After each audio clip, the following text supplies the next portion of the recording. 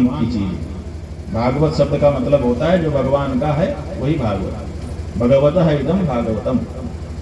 तो भगवान की कथाएं इसमें है, इसीलिए इसका नाम भागवत है। अच्छा, अगर हमारे अंदर भगवान की कथा आ जाए तो हम भी तो भागवत हो जाएंगे। हमारे अंदर भगवान आ गए। गीता जी पुकार पुकार के कह रही है, ईश्वर सर्वभूतानां हृदयेषु अर्जुन तिष्ठति। प्रत्येक प्राणी के हृदय में ईश्वर रह रहा। आपकी भागवत जी में कपिल महाराज अपनी माता देवहूति को समझाते हुए कहते हैं, अथ मां सर्वभूतेषु भूतात्मानं कृतालयम् अर्हयेत् दानमानाभ्यां मैत्र्या भिन्नेन चक्षुषा। मैंने 2 जगह रहना स्वीकार किया है। कहाँ कहाँ? एक तो जो हमारे भक्त हैं वो हमारा जहाँ मंदिर बना देते हैं, बुलाते हैं तो हम वहाँ पहुँच जाते हैं, वहाँ रहते हैं। तो कहा और एक हमने जो अपने मंदिर खुद बनाए हैं उसमें हम रहते हैं। तो आप बताइए कि आप ज़्यादा कहाँ रहेंगे? किसी के बुलाने पर जाने पर वहाँ ज़्यादा रहेंगे कि जिस मकान को आपने खुद बनाया होगा उसमें ज़्यादा रहेंगे? कहना पड़ेगा कि जो हमने खुद अपने लिए बनाया है उसमें ज़्यादा रहेंगे। तो ये जो आपका शरीर है ना, ये शरीर ही भगवान के द्वारा बनाया गया मंदिर है, और इसके अंदर जो हृदय है वही गर्भगृह है, और उसमें हर शरीर में परमात्मा का निवास है। इसलिए आपका एक एक शरीर भगवान का एक एक मंदिर है। इसलिए किसी का अपमान मत करो। अर्हयेत् दानमानाभ्यां, दान दो, मान दो और मित्रता का भाव रखो, और अभिन्न चक्षुषा हो सके तो अपने से किसी को अलग मत समझो, सब हमारा ही रूप हैं। ये भाव अगर करोगे तो भगवान मैं तुम्हारा जीवन हो जाएगा, तुम खुद भागवत हो जाओगे। तो भागवत पोथी सुनने की जरूरत नहीं पड़ेगी। तुम्ही को लोग सुन करके, तुम्ही को छू करके, तुम्ही को देख करके उनके अंदर भगवत बुद्धि का संचार होने लगता है। मानव शरीर को, दुर्लभ मानव शरीर को प्राप्त करके ऐसे भ्रम में मत जियो। उद्धार का प्रयत्न कर लो, क्योंकि करने की क्षमता भगवान ने तुमको दी है। यही बात बताने के लिए श्रीमद् भागवत। तो हमने सरलता से आपको बताने का प्रयास किया, संक्षेप में बताने का प्रयास किया। बात यह है कि सुखदेव जी ने कथा कही, परीक्षित ने सुनी। अंतर क्या पड़ा? पहले दिन में और 7वें दिन में क्या अंतर पड़ा, इसी को अपने को देखना है।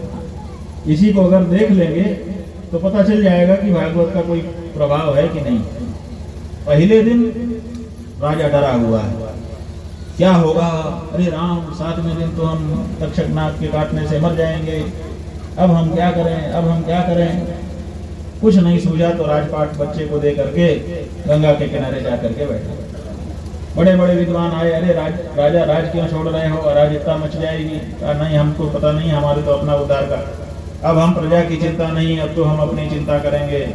बहुत बड़ी चिंता है हमारे मन में, अब 7 ही दिन हमारे पास हैं, हमारा क्या होगा, हम मर जाएंगे, हम मर जाएंगे। इतना चिंतित था परीक्षित। और 7वें दिन जब परीक्षित मोक्ष की कथा ब्रह्मचारी जी से आप सुनोगे तो वहां पर विस्तार से सुनोगे। संकेत में हम बता रहे हैं, 7वें दिन परीक्षित से सुखदेव जी ने पूछा, क्यों राजन, पहले दिन जैसे भयभीत थे अभी भी भयभीत हो? कहा ना महाराज, अब तो मेरे मन में डर ही नहीं। भगवान तक्षका दिव्यो मृत्युभ्यो न विभेम्याम। हे भगवान, तक्षक आदि के काटने से मेरी मृत्यु हो जाएगी, इस बात का जो डर था वो तो अब निकल गया।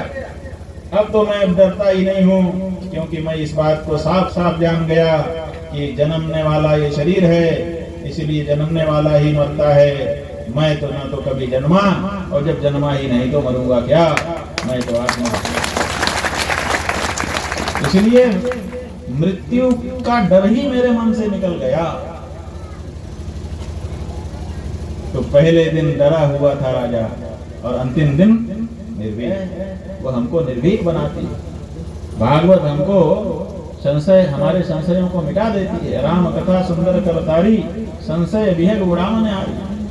राम की कथा, ये भागवत की कथा जो है, ये संशयों का उच्छेद कर देती है, और हमको निसंशय बना देती है।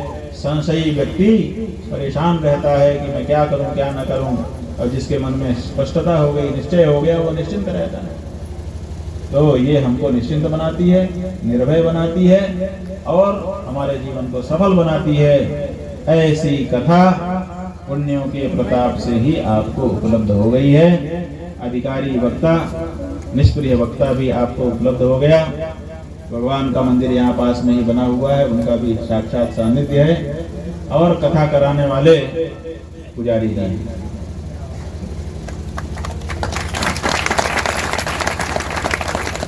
माने जो पूछने वाला है, वासुदेव कथा प्रश्न पुरुषां स्त्रीन पुनाति वक्तारम पृच्छकम श्रोत्रींस तत्पाद सलिलम यथा। जैसे गंगा का जल भगीरथ को भी तार गया, भगीरथ के पूर्वजों को भी तार गया, और आज तक हमको और आपको तार रहा है, ऐसे ही ये भगवान की कथा भी गंगा है। ये जो कहता है उसको, जो सुनता है उसको, और सुनने वाले के संग बैठ करके जो सुन लेता है उसको भी तार देती है। और सबसे बड़े श्रोता हनुमान जी।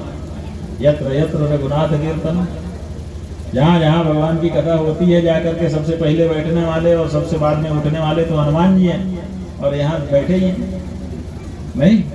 तो ये बड़ा सुंदर स्थान है, बड़ा सुंदर अवसर है। निश्चित रूप से आप लोग इसका लाभ उठाइए। आप सबके लिए ब्रह्मलीन जगत गुरु शंकराचार्य जी महाराज, जिनकी बड़ी कृपा आप सबके ऊपर थी, उनका आशीर्वाद बोलते हुए अपने हृदय की शुभकामना आप सबके लिए यहाँ पर अभिव्यक्त करते हुए हम यहीं पर अपनी वाणी को विराम दे रहे हैं।